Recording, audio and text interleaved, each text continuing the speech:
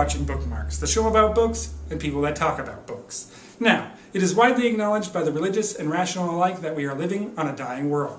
Between natural processes and the appalling indifference of mankind toward both the planet and its fellow man, either mankind or the planet, or more likely both, will not live to see the calendar flip to January of the year 2100.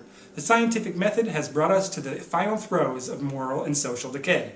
The natural world rages with fits of futility while the human animal eats itself from tail to teeth. Such moments of looming mortality bring on reflection, and one becomes introspective.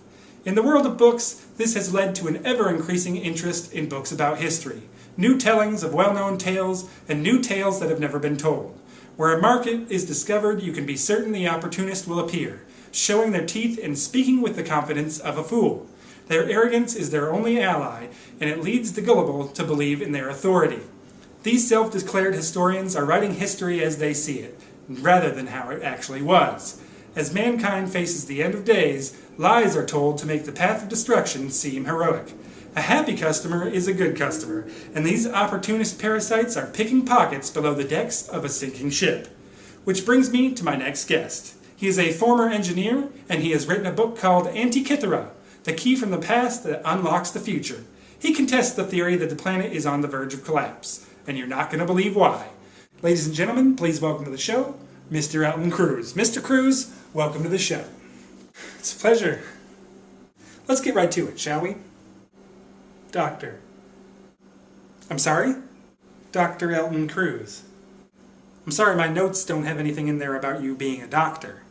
Well, my father was a doctor, so your father was a doctor. That's right. Okay, moving on. It was a joke, Bjorn. How droll. Let's talk about the book, shall we? I'd love to. Why don't you tell us about the Antikythera? It's amazing, really. The Antikythera is this ancient mechanical device that was discovered on an old Greek shipwreck. It's pretty sophisticated for the time, which we believe to be around 100 BCE. And its primary purpose seems to have been to chart astronomical positions, but despite the fact we found it in the 1800s, we still don't know much about whoever built it. And that's where you come in. I've always been fascinated with the device. It's like an ancient computer, you know? It's like something you'd see in that old Ray Harryhausen movie. Well, to make a long story short, I gave up a lucrative career as an engineer to investigate the Antikythera and its origins. You chronicle your journey in the book. You have to look at history in context. The device didn't really begin to make much sense to me until I put a face on those ancient peoples, and the Antikythera became a symbol of hope for our future. That seems like a giant leap in logic. Not at all, Bjorn, not at all. You have to look at the device in context, and when you do, there's only one explanation for it. Time travel. Time travel? I know what you're thinking, Dr. Cruz has lost his marbles. I don't know if you ever had any marbles. The point is I've solved the paradox of time travel. A lot of people ask, if time travel is theoretically possible, then how come we've never seen any time travelers? The truth is, we have. The Antikythera is proof. It seems pretty rudimentary. Surely a time traveler would have something more sophisticated than a pimped-out clock. Up till now, no one knew who created the device, but after extensive research, I've been able to discover the identity of the man. He's sort of this impossible guy who appeared out of nowhere and disappeared just as quickly. And he performed these amazing feats, usually involving bolts of electricity or lightning.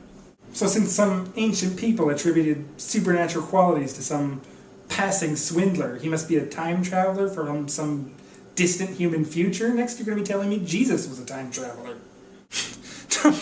Don't be silly, Bjorn. Jesus Christ was obviously a patchwork of many different worldviews converging in the right place at the right time.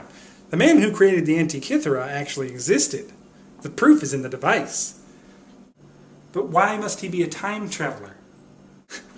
What other explanation could there be? Not every ancient was some starry-eyed idiot. He's not the only time traveler to visit the past. The Roswell wasn't just aliens, it was time travelers trying to accelerate the technological development of the United States. I think we're just about done here. How else do you explain it? I mean, humanity has a future. Why wouldn't you want to believe it? The proliferation of war, stupidity, poverty, the fact that modern-day democracy is just a mask worn by oligarchs, the fact that well into the 21st century, slavery and discrimination abound throughout the globe. I mean, every dollar you spend aids in oppression, and every dollar you take robs someone somewhere of their means of survival. You've got a very dim view of the world, Bjorn Bjorgen. Look around you, Dr. Cruz. The planet and humanity along with it is fucked. If we don't destroy the planet's going to destroy us. But there's hope, Bjorn. The Antikythera is a reason to believe. Hope is the mother of depression. And I'm afraid that's all we have time for. Good luck with the book, you fucking freak. Coming up after the break, we speak to a man who wants to ban the sale of book plates. I'm Bjorn Bjorgen, and I hope you're still watching Bookmarks.